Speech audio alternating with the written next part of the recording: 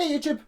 So, been a while since I did a BUCKYBASS. So here we go, we've got a Bucky P bass. I think, I haven't actually engraved the back of this one yet. I think it's number 32 of all the BUCKYBASS casters that I've been kicking about. So, headstock's painted black, BUCKYBASS logo on it, body painted green, pickup painted red. It's a P bass. I messed around with the idea of putting switches and stuff in it. There's not really that much you can do with a P bass pickup, but to be honest, the P bass is one of those things that it's just right. It is what it is. As long as I started using the tone control now. I never used to use the tone control, but a P bass is a P bass, and it's perfect. I think this may be, it's a copy. I'm not sure exactly what make it was. The headstock was already painted black when I got it. I think it's a slightly smaller body. It looks a little bit thinner this way. But it's still a P bass. So there's not really much I can talk about with it. So what I'm going to do now is explain why you probably don't really get a band that's got a drummer and two bass players on it. So I've set up an AB pedal. So I can play through the bass amp. So if I put something down on the bass amp and then I'll try and play solos over the top of it, might not last very long in this video. It might turn out to be absolutely horrendous. But,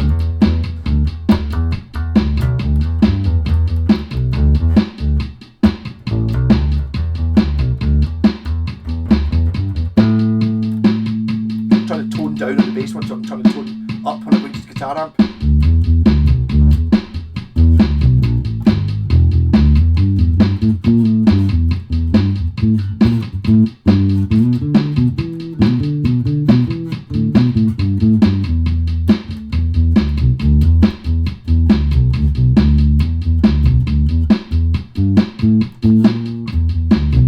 Sound good?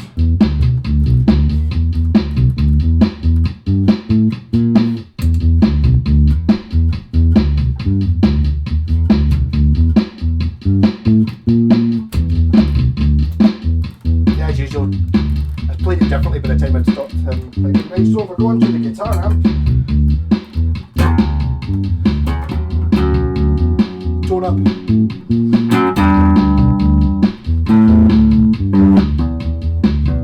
chorus on that maybe.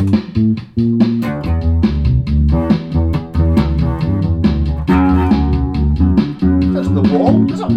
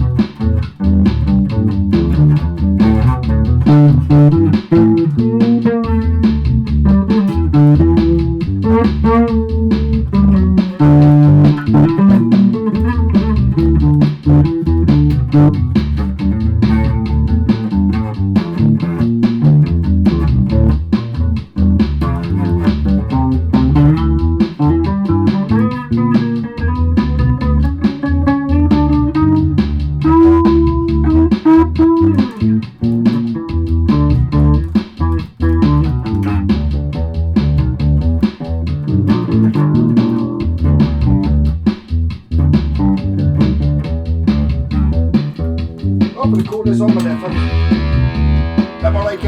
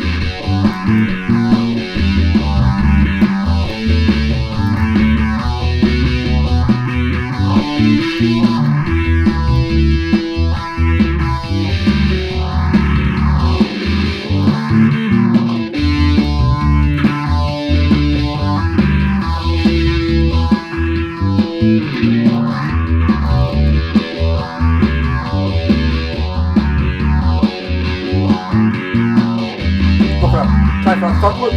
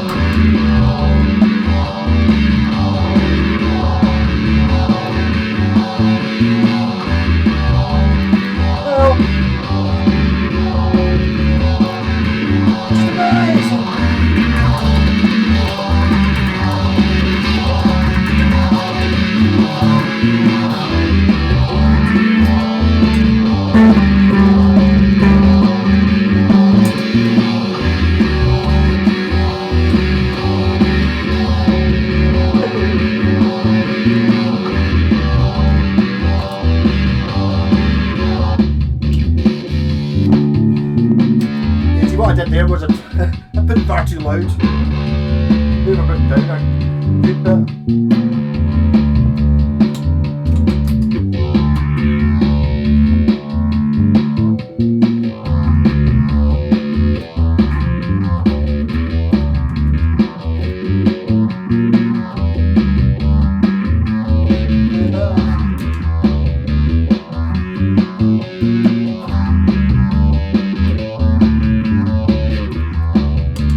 And I put in, I made the line the right number to go with that look. So hopefully now.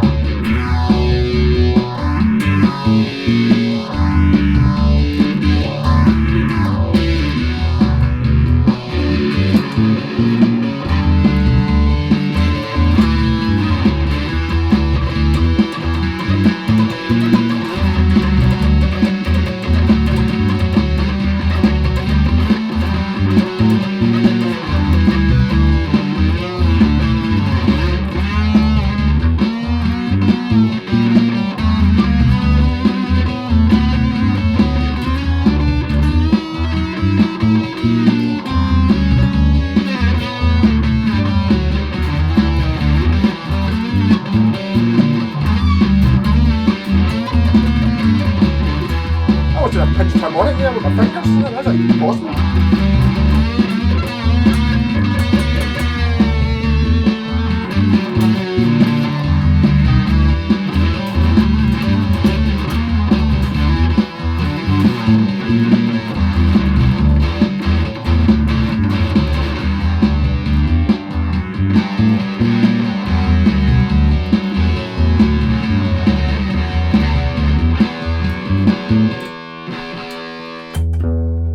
Yeah, so that's why you don't generally get 2 or 3 bass players and a drummer just in a band without any lead instruments whatsoever. But if you're looking for a bass for recording, how can you go wrong with a P bass, really? Plus it's totally cool. I should probably actually play these in the Sabbath band, make one. Nobody buys it, I might just keep it, use it in the Sabbath band, so I'm sure I'll get responses. Because of the angle, it looks like that's washed out. It's just a label stuck on the headstock. Everything, the bass itself is in pretty good nick. There's a few sort of dinks that I just painted over. You can see that one there. I think there was a wee bit of scuffing around about the bottom, somewhere around about here as well. But you know, it maybe doesn't bear super scrutiny if you're going to hold it up to the light and look for flaws. But from a foot away.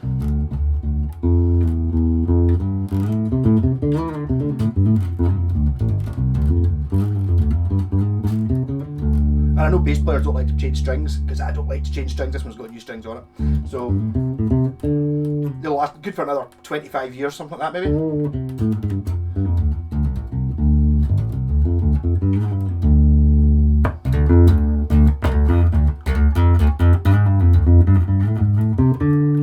Good range in the tone control.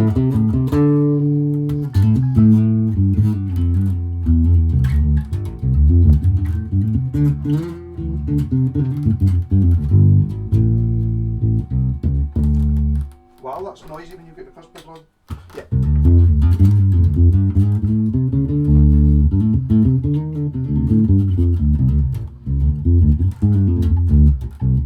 I'm going to look at my, I seem to remember having a Fender ABY pedal which had like, I think it's got two switches on it, one which was so you can like either one or both of them on at the same time, just for the sake of having bass and distorto bass. So for this one I'm playing through my Marshall, it's that 150 watt thing sitting at tick over in here, and a wee Laney VC15 playing through that 3x12. The big 4x12 cabinet, it was hilarious, but I mean it's going down to my pal's house, I can't really have it there. Plus it meant I can't have guitars on the wall behind it. 7x12, 7 12-inch speakers in a room that's like 8 foot square is not really what it's a little bit excessive, let's put it that way. So good solid P-Bass, probably got up for sale. I don't know, I might put it up on Sunday, I think that's normally when most people see these things. Or I might put it up tonight, try and catch the bucky drinkers. The problem with catching the bucky drinkers, like when they come home, well I suppose they're not going to be at the pub, are they? They're going to be sitting in the house. Once all their pals have gone home, or once they've gone home from whoever it was they were drinking their bucky, they're going to be like, oh, bucky bass, I'll have that. But then really try to sell to steaming folk isn't the best tactic, because then you get people who wake up in the morning and either don't remember that they were going to buy, that they said they would buy it, or just decide, but oh god, what have I done, and then just dingy me. So like if you're going to bid on things when you're steaming, it's fair enough, but at least say in the morning, oh shit, I'm sorry, I was steaming last night, I didn't think it through, I don't want it, rather than just dinging it. That kind of goes for selling all these things. It's just part and parcel with selling stuff. It's just, I assume it must happen no matter what you're selling. You just get some people who just don't seem to have. Why am I complaining? I'm in a good mood. I've got a bucky bass. Anyway, so rock on. I was thinking of painting the knobs red, but I decided to see what it would look like before I did that, and I think the black kind of goes with it. I think it's fine. There's not really that much red in a bucky label. I was going to show you the bottle of bucky. I peeled this label off. Oh, there you go. So there's not that much red in it, but there's some red. You can maybe get a sticker of grapes or something like that. If there was some way of cutting out. I mean, bucket labels is a nightmare. That took me like 20 minutes to get that bit of that label off. That's what's on the headstock. You know, genuine stuff here. None of your no stickers or something. A few folks have suggested why don't you get like proper stickers, but that's not as cool as actually just having a bucky. Also gives me an excuse to buy a bottle of bucky.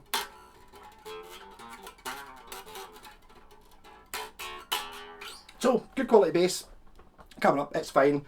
Not sure what make it is. I've not engraved the back yet. There's no dinks in the back. Oh, there's some dinks in the back of the neck, but they're not bad. All the frets are good. Basically, there's not really much to say about it. I suppose if I was going to be super hypercritical about a P-Bass, well, this was more interesting than a normal P-Bass, but if this was like what it was, black with a white scratch plate, great bass, fine, boring. P-Basses are a bit boring, you know, two knobs, one pickup, kind of strat shaped, so maybe a little bit uninteresting, but P-Basses are amazing, and by being this colour, makes it better. Rock on everyone.